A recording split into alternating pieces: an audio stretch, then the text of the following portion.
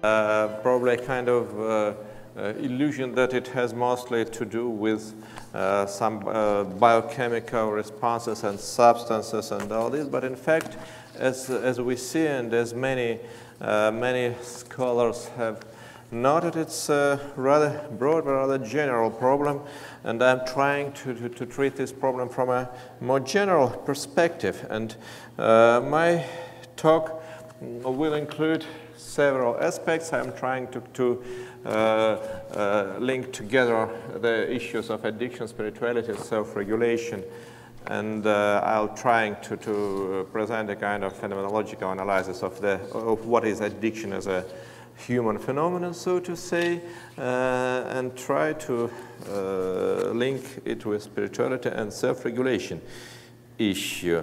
So the problem can be articulated in the form presented in a recent annual review on addiction. So I'd say that the key point is that not everyone who tries drugs or anything becomes addicts. The essence of addiction is just when this is the transition from causal drug use to compulsive patterns. So it's the compulsivity of addiction that makes it a real problem, and not only drugs, not only alcohol and substances create this compulsive pattern of drug use and of use in general. So when we speak of addiction, we can have quite different things in mind, and I looked at some literature and found that there can be very, very broad things are covered by this label addiction. First, a very natural and traditional thing, alcohol and drug abuse, as well, that is often identified with addiction. But besides, we have things like smoking, eating disorders, sex addiction, and some further things, shopaholism, compulsive gambling, and internet addiction, and cell phone dependency, and TV addiction, and money addiction, and power addiction, and violence addiction. And then there is a number of patients that also can become a kind of addiction, workaholism, philately, and data collecting, and so on, and so on, and so on. Well, where is the borderline between the norm and the pathology deviation, and how much workaholism is a clinical phenomenon or not as much, and where is generally, and so recently everyone has the possibility to watch the World Championship, well, not only by TV, but how people behaved, soccer fans. Well, it's also definitely a kind of addiction, and by its behavioral mechanisms, very close to what we treat in forms of in clinical forms as alcohol and drug addiction. So, what's in common in all those patterns of behavior is a kind of absolute monarchy. So the objects being absolutely different, but the pattern is close because the function is close. The object of addiction completely rules one's life, leaving no choice. The addicts have no possibility to choose whether to follow the addiction, the passion, the motive, or not.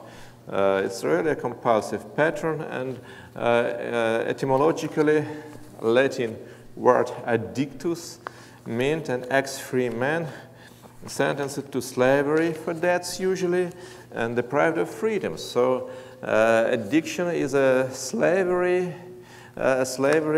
in this sense. So one is no more free. One is no more master of one's own behavior, one's own activity, motivation, and this seems to be the common feature of all those, of the whole spectrum of patterns I described, whatever different they could be.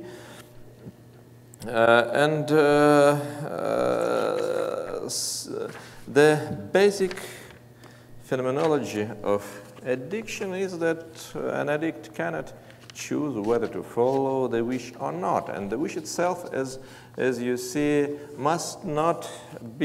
need not be destructive itself. It must be, well, everything excessive can become an addiction, and what is the most destructive and unhealthy in any kind of addiction is not so much the object of addictions, what we do strive for, but mostly the mechanism, the way we do it.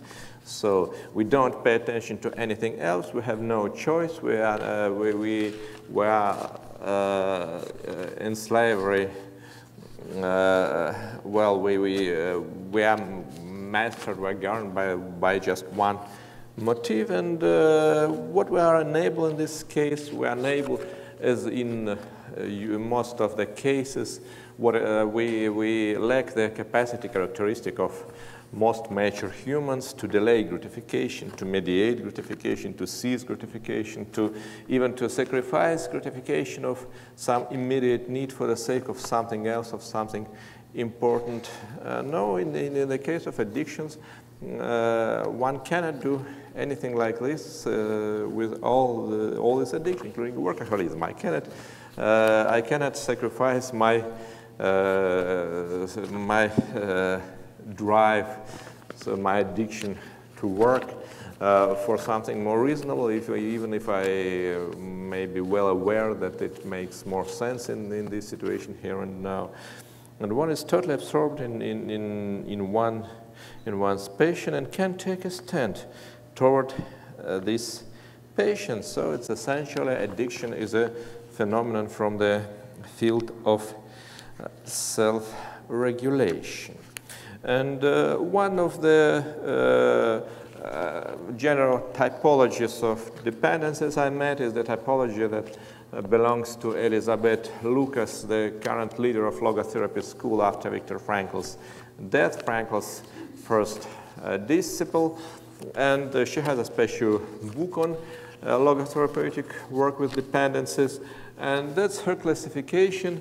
Dependency on resonance from the others' rewards and punishments, dependency on resonance from significant others, not from everyone, but from special persons, dependency on interiorized rules, traditions, bans, and taboos, and so on, dependency on one's own emotions, and independency of external effects, but dependency on personal assumptions, so on one's self-image, one's self-conception, and this is a very broad view of dependencies, still more broad probably than the one I presented. Is just to illustrate that addiction can be, and dependency is it's not a special clinical phenomenon, but a rather broad one. Then stop a while with addiction, and now what is spirituality? Spirituality is usually defined as something close but not equal to religiosity, religious faith, the search of the sacred but not in established confessional forms. I did a lot of, I saw a lot of literature on these topics, and there is a lot of confusion and indeterminacy till now. Sometimes it's defined in terms of creativity, sometimes in terms of unselfishness, caring, altruistic, moral, etc. Today we heard the identification of spirituality with some positive emotions. I cannot dwell on it, but I disagree with this viewpoint either. But that is generally spirituality is identified with some definite beliefs, but if I believe in the supernatural, in God, if I have faith and love and all those emotions, if I believe in some ultimate truth or meaning, and I'm ready to give everything I have, including my life itself, for the prevalence of this truth, of this meaning, that means that I'm either a truly devoted spiritual person or a truly devoted fanatic terrorist who is also, it's the person who is ready to give everything and for the affirmation of some ultimate truth, and a religion and hundreds and thousands of lives is not a high price for the affirmation of this higher meaning.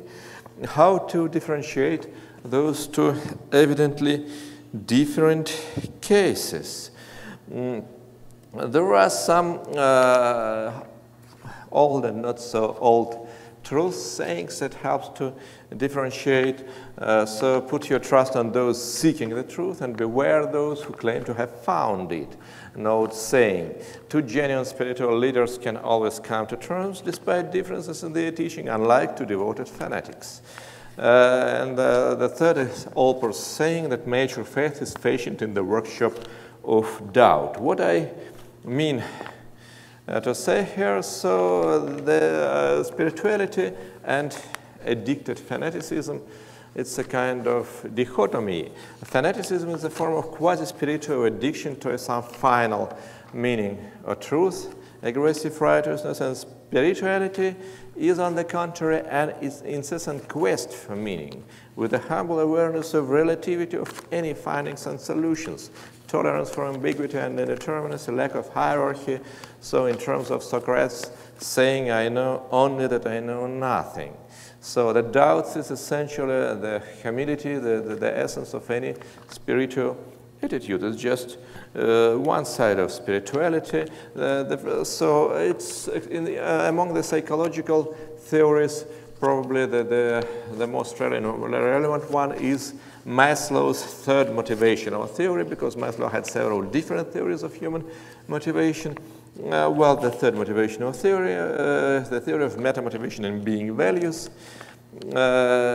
So he tried to describe motivation of those individuals who has grown beyond self-actualization to what he called the level of being rather than becoming. And at this level, there is nothing like a hierarchy of basic needs, but rather a system of ultimate being values like truth, beauty, justice, meaningfulness, dichotomy-transcendence. All this is that guides one's behavior.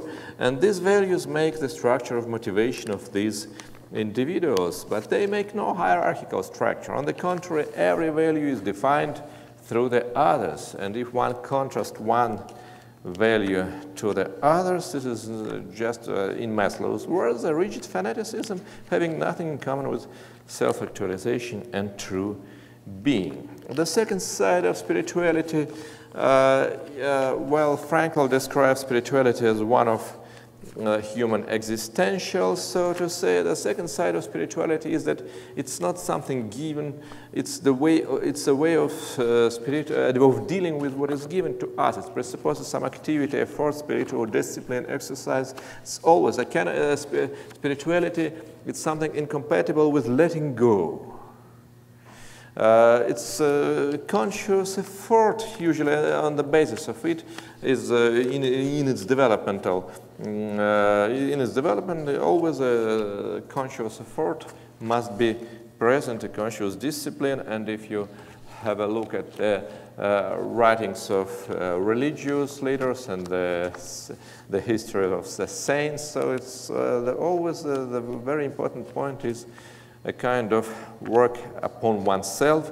It's a stand to oneself, a stand to any aspect of oneself, the possibility to disengage and disidentify with one's wish, traits, genes, behavior, body, etc. And humor is one of the very precise and bright expressions of this capacity. But anyway, there is the essence of this stand is that there is me and there is my wish, and or my emotion, or my habit, or something like this. It's not yet me. There is what Frankl described, well, what he called with German word person. It's not the same as person in English. It's a kind of spiritual center that can take stand to any, to any behavioral pattern, something that that is not equal to character, to traits, to anything, but it's a position from which I can relate to any part and any aspects of myself. And being whole and authentic spiritual person is never equal to oneself, can always transcend his or her past, because I see here is my wish and I am not equal to my wish. This is my wish, I can change it. Now the third concept, self-regulation. I prefer to use the word auto-regulation coined by Jan Balsiner from Clark University. That means essentially the same as self-regulation without the presumption of self. I don't know what is self. Well, auto-regulation is essentially the same without necessarily speaking of self. I don't want to speak of self. And so definition, working definition, inbuilt mechanism of maintaining the process we call behavior, activity, life, up to some criteria. Through feedback loops, I will not dwell upon it, but what kind of criteria our behavior, our life must conform. In some theories, different criteria has been proposed. Goals in a very well-known self-regulation theory by Carrer and Shire, and in the arguing with them, Csikszentmihalyi and Nakamura proposed experiences as ultimate criterion, but it doesn't matter. Most general formulation, the life process that connects me to the world, my activity, my behavior, my conduct should correspond both to the way I am and to the way the world is. So, two sides of any regulation. And I described a cycle of auto-regulation, all kind of human activity in life includes two phases. One phase, open phase, loose phase, openness to the multiplicity of possibilities, unselective scanning and weighting options. Changes for the second phase, concentration on the selected way, directed implementation of the chosen goal. So tough phase or closed phase, and in some psychological approaches in special fields it has been described as two phases of action and two mechanisms of attention or regulation.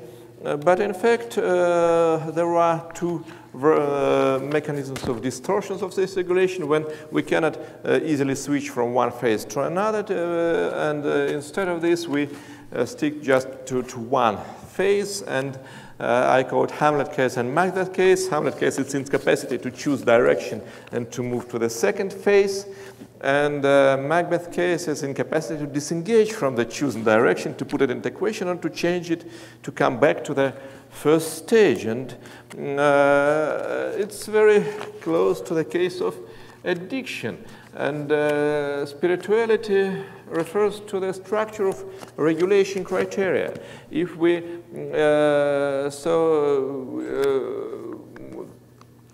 in case of, when we speak of spirituality, we have no single unified criterion, but a hierarchy of being values as the ultimate criterion.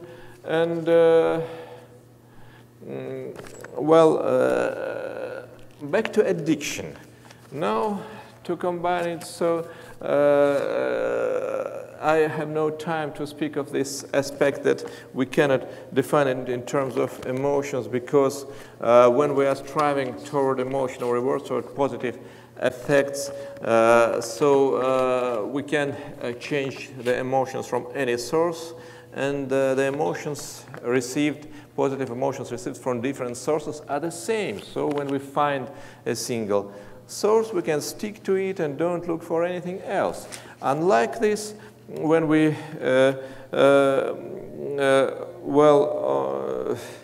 and that's why hedonism favors addictions, and it's different with meaning, because we can never get satisfied when we're striving for meaning rather than for positive emotions, because different sources of meaning, they are not interchangeable. They cannot substitute one for another, like in case of emotions. Theoretical summary, I had to skip some points. Theoretical summary that addiction refers to unquestionable following one dominant motive and dependency on emotional rewards at any price without the option of choosing. And this is the form of autoregulation distortion, reduced open phase and hypertrophied closed phase of autoregulation cycle. Spirituality, based on the hierarchy of being values, buffers addiction. And quest for meaning insatiable by a soul source buffers addiction. Sticking to final, further unquestioned beliefs and meanings has more to do with addiction than with spirituality. Affirming some final ultimate truth has more to do with addiction than with spirituality. Well, excuse me.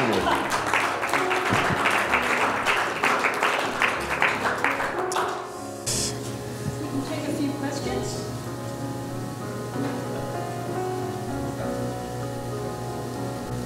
First of all, if you're open to it, do you